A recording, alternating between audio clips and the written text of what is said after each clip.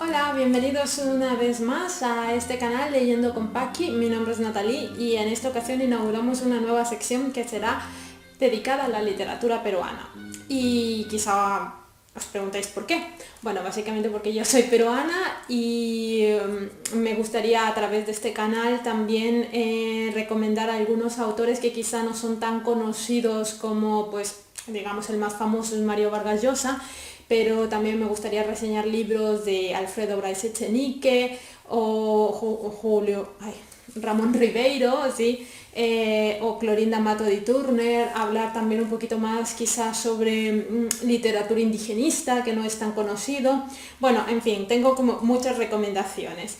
Y para inaugurar justo esta sección he elegido un libro de, digamos, el más conocido, Premio Nobel de Literatura, muy leído, bueno, es leído por muchos y criticado por otros, es el señor Mario Vargas Llosa.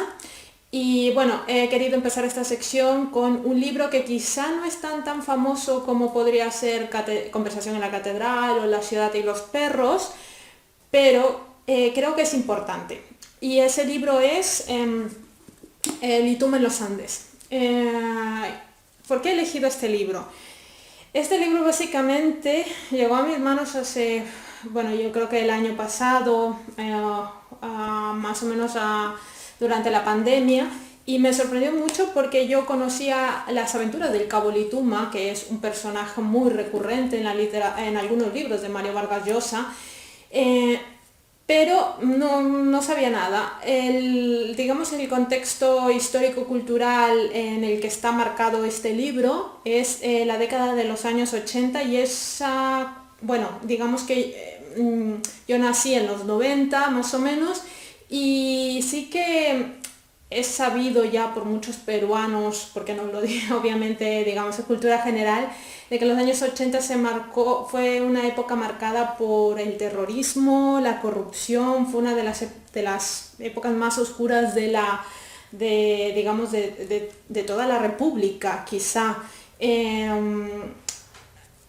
Se cometieron muchísimos crímenes y yo soy de la costa norte del Perú, así que allí tuvimos la suerte, digamos, de no convivir con el terrorismo en el día a día. Mis abuelos, todo lo que se enteraban era a través de los medios, pero sí que sabíamos que operaban y tenían un auge muy grande en el sur y cometían muchas atrocidades digamos, en la capital, en Lima, para las instituciones.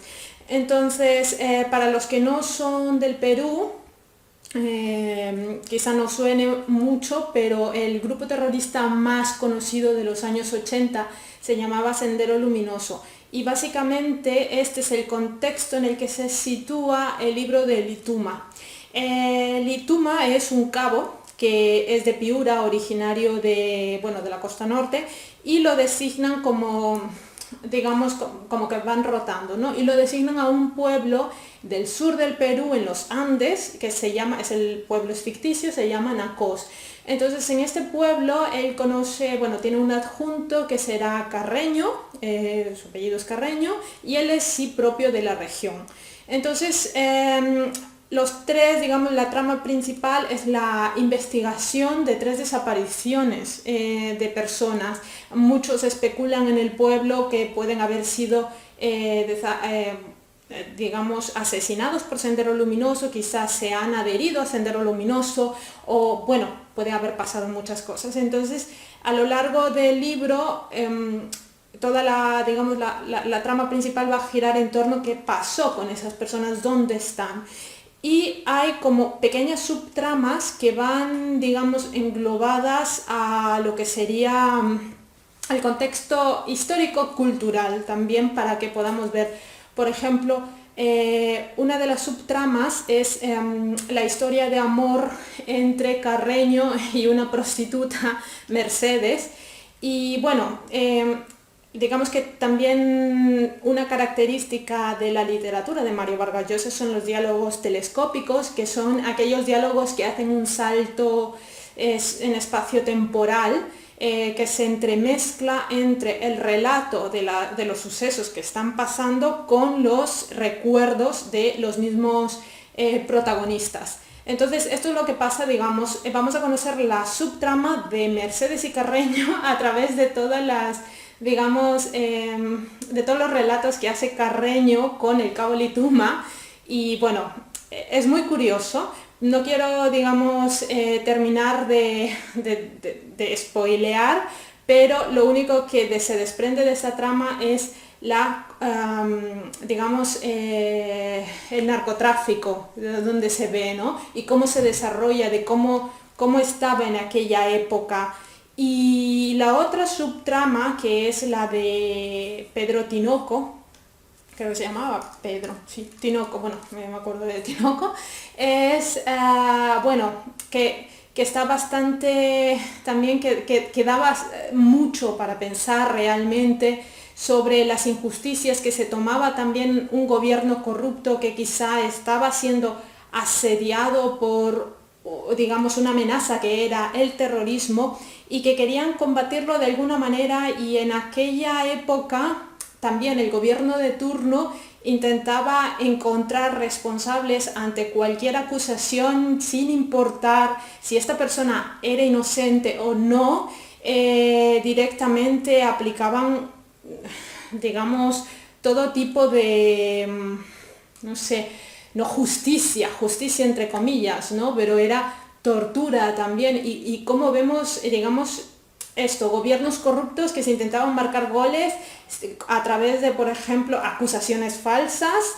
Y esto, por ejemplo, me llevó también a hacer una reflexión de hoy en día. A veces, de vez en cuando veo los telediarios en el Perú y me sorprende la facilidad con la que muchas personas acusan a otra persona de ser, bueno, lo voy a poner aquí porque no sé si YouTube se puede decir la palabra, de ser esto, porque después de todo lo que el Perú ha vivido en los años 80, cuando lees aquí toda la violencia y todo cómo pasaba, yo creo que, o sea, siendo conocedora de mi historia, pensaría 1000 veces antes de llamar sin pruebas a alguien esta palabra, realmente, porque no es una acusación para nada fácil, pero yo creo que esto también se da porque mucha gente, no sé por qué, por ejemplo, ha caído un poco como en el olvido nuestra historia reciente, y nuestra historia reciente estoy hablando de no hace mucho, quizá 40 años, tampoco ha pasado demasiado realmente. Y me sorprende que la gente los jóvenes de hoy, sobre todo, me gustaría hacer un llamado para poder, porque los libros de Mario Vargas Llosa en general están muy bien documentados, muy bien narrados, y a pesar, digamos, para mí, los que he leído, no me he leído toda la obra de Vargas Llosa, pero muchos son bastante autoconclusivos, algunos están narrados de manera bastante imparcial, y de verdad me gustaría pedirle a la juventud peruana, sobre todo, que se interese un poco más por su propia historia.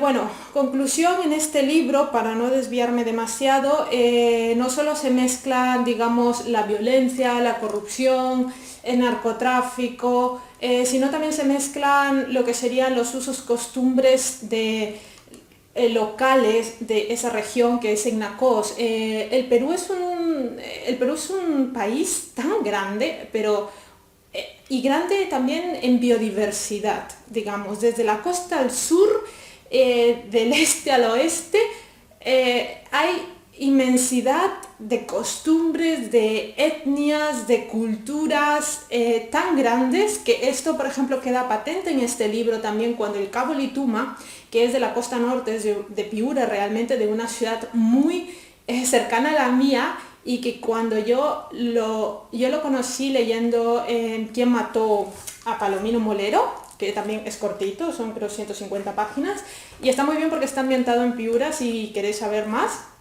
Y aquí lo conocí, y realmente la manera de narrar de Vargas Llosa en este libro me recordó a estar en mi ciudad, con nuestros usos, nuestras costumbres, nuestras palabras, nuestros dichos, todo, la descripción de las playas, de absolutamente todo. Y justo cuando él pasa al sur, a los Andes, se ve esa diferencia cultural que me gusta, porque yo también he visitado los Andes y en este sentido también cómo recrea los diálogos entre los locales, cómo ellos explican ciertas costumbres que quizá, por ejemplo, más en la costa no se tienen. Hay como también se mezcla el folclore, digamos,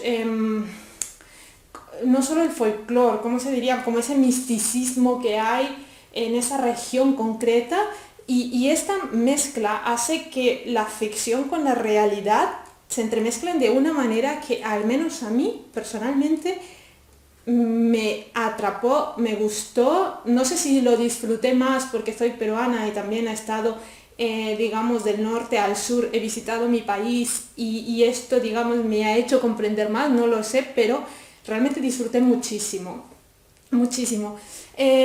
No voy a hablar, o sea, no voy a spoilear más sobre la trama, porque ya os he dicho que va sobre la desaparición de estas personas, las investigaciones y todo lo que va aconteciendo. Y nada, os invito de verdad a leer este libro a peruanos y no peruanos, los que quieran entrar con Vargas Llosa. Yo creo que es un buen comienzo. Y espero que os haya gustado y nos vemos en un próximo vídeo. Gracias.